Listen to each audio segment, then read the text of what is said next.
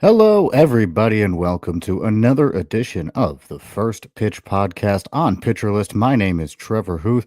I appreciate you joining me as we are going to go through some baseball for the day. And my gosh, was it a notable day, a fun one around baseball. Let's see what's going on. First of all, let's start with some news. Yesterday, I mentioned that the Rockies selected Owen Miller. Well, they've acquired and will tomorrow, or today rather, likely select at some point Alan Trejo. They are trying to fill out that infield with Ezekiel Tofar, Tyro Estrada, and Tyler Freeman all on the IL. They need some infield options. So Owen Miller yesterday, Alan Trejo likely coming soon. They shouldn't need to make another move. I think Fulford's spot is probably open, and that's going to be the one that Trejo will take. Some other news around baseball. AJ Minter likely headed to the IL with tricep soreness. It's not official yet. He's going to go get some imaging done, but in all likelihood, AJ Minter headed for an IL stint. Ha-Sung Kim, his return has been pushed back, not because of a delay in his injury, but according to the news, he thought he might be able to come back sometime in May. Now it's looking like that's going to be more mid-June, mid-July before he joins the Rays. They knew about this injury, obviously, but the timetable seems like it's just going to be a little bit different than originally anticipated. Logan Gilbert left his start yesterday. He was pitching well, but left with tightness. That turned out to be a flexor strain in his right arm, so he is officially headed to the IL. And among a couple other moves, they DFA'd Casey Lawrence. Logan Evans, a prospect, is going to be selected and will be making a start in today's games. JT Ginn had been pretty good so far this year in his few starts that he's had, but he heads to the IL with elbow inflammation. So once again, Athletics JT Ginn heading to the IL.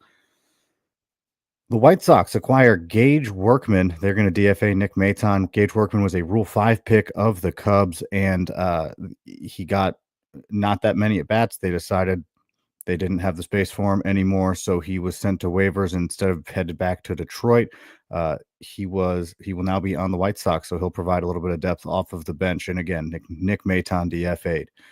Garrett Mitchell is going to head to the IL for the Brewers with an oblique strain, and in return, the Brewers will select Daz Cameron. Daz Cameron been up and down over the last few years, likely just to fill a bench role for the Brewers. He's been playing pretty well in AAA leading up to this promotion by the Brewers. Another outfielder headed to the IL. The Orioles are going to be putting Tyler O'Neill on the injured list with neck inflammation. Griffin Conine for the Marlins is set to undergo surgery. There's no timetable about it, and he's going to get an opinion on it, or he's going to a doctor still, according to the news. So that to know he has to get surgery, I think they're trying to figure out the extent. So no timetable announced yet, but Griffin Conine will be undergoing shoulder surgery. Lucas Giolito, though, should be coming back for the Red Sox. They are looking at a midweek return for Lucas Giolito. Wednesday was the day that I saw. Yuri Perez on the way back through one inning in Jupiter, which is low A, through one inning, 2 strikeouts, and a hit. It's a long road, and it's going to be a long road. He was only ever going to throw 1 inning in this rehab outing, but he'd started, and Yuri Perez on a mound throwing against live hitters. You love to see it again. 1 inning, 2 strikeouts, 1 hit for Yuri Perez. And we know that there's some high-end relief pitchers who are struggling. Those guys that you drafted pretty high, you went after because they were going to get you plenty of saves, plenty of holds, all that stuff. It seems like a pair of them, Devin Williams and Manuel Clase, according to some chatter, may be seeing more lower leverage situations to get them some confidence back, get them back on the right track, whatever the case is. But it seems like they may be losing, at least in the near future, their saves and holds opportunities. So we'll have to see what happens there, but monitor that, especially if you're somebody who needs saves and holds. All right, taking a look at some highlights from yesterday's games. We had a couple double headers. Gunnar Henderson hit pretty well in both of them, totaled 3 hits, including a double. Good to see Gunnar Henderson still trying to find his footing since coming back off the IL, getting a few hits there. Spencer Torkelson doing Spencer Torkelson things, Riley Green doing Riley Green things. Both of them had a double and a home run, but it was in opposite games of the doubleheader. So when Tork had a home run, Green had a double. When Green had a home run, Tork had a double. I don't know how they perfectly mirrored each other, but they did. You love to see it though with the young hitters in Detroit, or at least I do as a Tigers fan. Jaron Duran had a triple on the day, but more exciting than that, he stole home. Jaron Duran adds his ninth steal of the year by stealing home because why not? Of course he can. Sean Murphy had a delayed start to the season. He hit his seventh home run, and he's hitting 220, but the power has certainly been there since coming back off of the IL. So um, good for Sean Murphy showing that power. Maybe he can start hitting a little bit more consistently. But as somebody who literally this morning traded for him in one of my leagues, I was happy to see the home run. Speaking of home runs, Eugenio Suarez. He now is the MLB leader in home runs after a cool 4 home run game. You don't see it often. It's awesome to see that he did that. 4 home runs. And I think, well, you want to break down his hits. He has 19 hits on the year. 10 of them are home runs. 4 of them are doubles, meaning he only has 5 singles so far this year. And he's just dominating with the power numbers, I guess. And looking at the game, he had 4 home runs, 5 RBIs. No one can get on base around him, it seems like. But 4 home runs, great day. Congratulations to Eugenio Suarez. Isaac Paredes with the Astros. Another couple of hits, including a double in this one. He's hitting 346 over his last 7 games. So Paredes is heating up in a big way. We'll have to see how that translates on the field. Speaking of players who are heating up, Miguel Vargas had another couple of hits for the White Sox. And I'll tell you what, he's up to 308 over his last few games. It seems like something is clicking with him, and definitely somebody I'm monitoring, maybe even trying to ride the wave at this point. Also in that White Sox lineup yesterday, Michael A. Taylor had 3 hits, all of them doubles. Speaking of catchers, Francisco Alvarez has come back from the IL, has played 2 games. He hit a home run in his second game yesterday since returning from the IL, so good to see him swinging it. Austin Hayes with a pair of bombs for the Reds. Also, Noelvi Marte. He has a home run. He had a home run in the game. He started the season 3 home runs, hitting 333 in his first 39 at bats. He's kind of had an up and down past few years. He had his suspension. He wasn't hitting well at all. I'll be honest, not a guy that I was even looking at. I kind of discounted him. Well, so far, early going, looks like he's proven me wrong on that one. He's starting off really hot. With the Rockies, Idale Amador had a home run and a double in a 3-hit game. That's good to see because he had started out so slow, and especially with everything going on. I talked earlier about how the Rockies' infield options are kind of depleted. Amador, they were hoping, was going to take a big role in this. He's hitting 202 now after a 3-hit game, so the struggle's obviously not completely gone. It's not going to take a 1-game bounce back, but he did have 3 hits, hopefully signaling something good to come. Jackson Chourio with 4 hits, including a home run and a double, just doing Jackson Chourio things. Zach Neto, 3 hits, hit a home run, and he had 3 stolen bases. So quite the game for him, putting up stats for fantasy managers and, hitting 300 since coming back from his injury with his delayed start to the year. On to the Dodgers, Shohei Ohtani, 3 hits, 2 doubles, and a triple. Also stole a base because Shohei Ohtani just does things.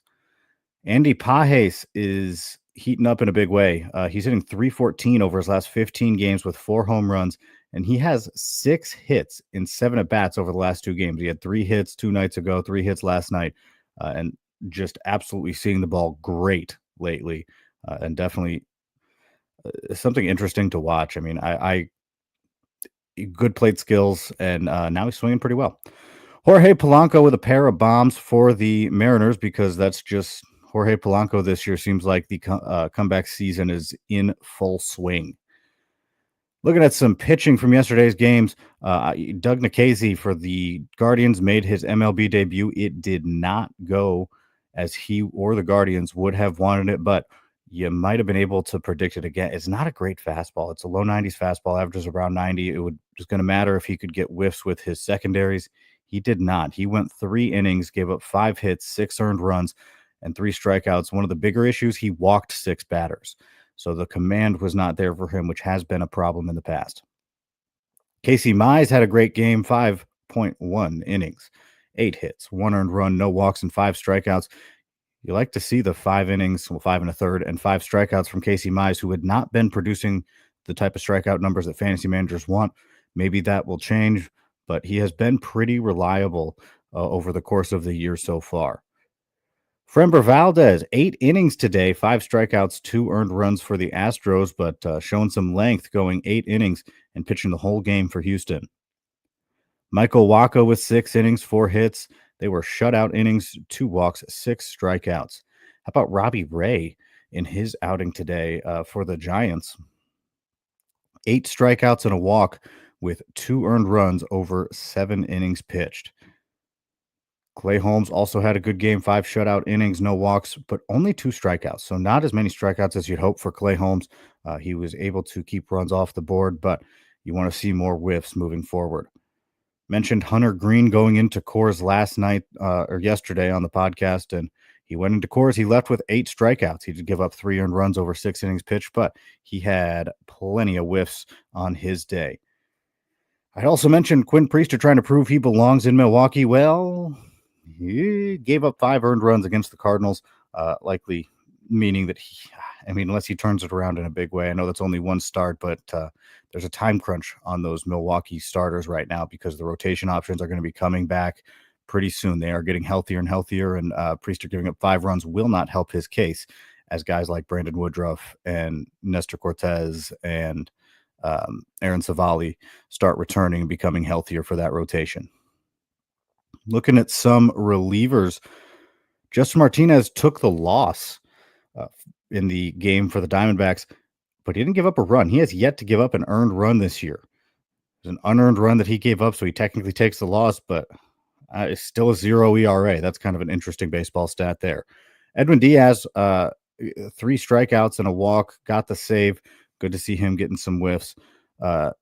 Griffin Jacks maybe getting back on track, 3 strikeouts in his inning of work today. He did pitch the 7th inning, didn't get a hold. Trevor Megill, his struggles just continue on this year. Gave up a walk-off home run to Nolan Arenado, and it's been a rough go of things. You wonder how long he's going to keep getting those end-game opportunities. Abner Uribe might start getting some of those, and a number of other options, but Megill not having a great year out of the bullpen after coming in with some hype in terms of a guy who gets you saves. Not looking good so far. With that, I appreciate you joining me, and we are going to be right back. We have more of the First Pitch podcast coming up. We're going to look at some of the pitching matchups heading into today's games. Appreciate you joining me. My name is Trevor Huth, and this is the First Pitch podcast on Pitcher List. And welcome back to the First Pitch podcast on Pitcher List. My name is Trevor Huth. We've talked about some great performances. Going to once again mention that Eugenio Suarez had a 4-home run game. Not something you see a lot. Fantastic to see. Really, really cool. But now let's look ahead at today's games. See who we got. I'm looking at Brian Bello with his second start since coming back from the IL. I thought he looked really good in his first. I'm excited to see how he follows that up in today's game because he's had electric stuff. It just hasn't all come together, but it seemed like the way he pitched his first outing, even though he didn't get the whiffs that you want, it seemed like maybe there's going to be something extra there. So he's going to line up against the Guardians as he looks to build on a great first outing. Jack Leiter slated to return for the Rangers against the Giants today. Leiter looked really good before his injury, so you hope that he can come back and keep that same excitement, that same stuff that he had before that was working for him. He really looked good in spring training, carried that into his first few outings. But again, that IL stint happened, and now he's coming back against the Giants today, somebody I'm definitely interested in watching. Logan Evans is going to make his debut against the Marlins. If you were going to pick a team, that's probably a pretty good team to pick in terms of one to debut against. We'll see what he has. They're hoping he can probably take a rotation spot in the near future with the Logan Gilbert injury. Obviously not ideal to lose Logan Gilbert, especially when you're already down a George Kirby, but we'll have to see what Logan Evans can do against the Marlins. The other side of that matchup is Max Meyer, who has been fantastic so far this year. There are a couple of really fun pitching matchups on both sides of the coin. Spencer Schwellenbach for the Braves versus Brandon Pfaadt of the Diamondbacks. I think that could be a really fun one. Schwellenbach has been one of my favorite pitchers all year. He's a guy who I really think is going to ascend into fantasy acehood, and he's going to do it this year if he hasn't already. And on the other side, Falk put together some good performances, so that should be a fun one. But bar none, I mean, if I were to pick a matchup that I am most excited about on the day, it's no contest. It's the Astros versus the Royals. Hunter Brown versus Chris Bubich. That is going to be a really fun one. Bubich obviously having a phenomenal year. So is Brown. But Bubich is coming off of being what is he doing, reliever, to being a high-end starter so far this year is super exciting. So that's going to be a really fun game, I think, especially if you like pitching Hunter Brown versus Chris Bubich. That'll be good. I appreciate you joining me here on the First Pitch Podcast. Make sure to sign up for PL Pro if you have not already. You can talk to all of our wonderful writers on the Discord. I'm also there to answer questions. I hang out a lot in the Dynasty and Prospects channel, but I'm all over there as well. So come talk to me. Come talk to our other writers. Make sure you're seeing what our writers are doing on Pitcher List. Of course, we also have The List made by Nick Pollock. We have the Hitter List by Scott Chu, and we have Rick Graham with all of the reliever needs that you could have. A lot of good content on Pitcher List, a lot of good stuff happening in the Discord. So make sure to join PL Pro. That's going to do it for me on the First Pitch Podcast. Until next weekend, thanks for joining me, and I will see you soon. This has been the First Pitch Podcast on Pitcher List.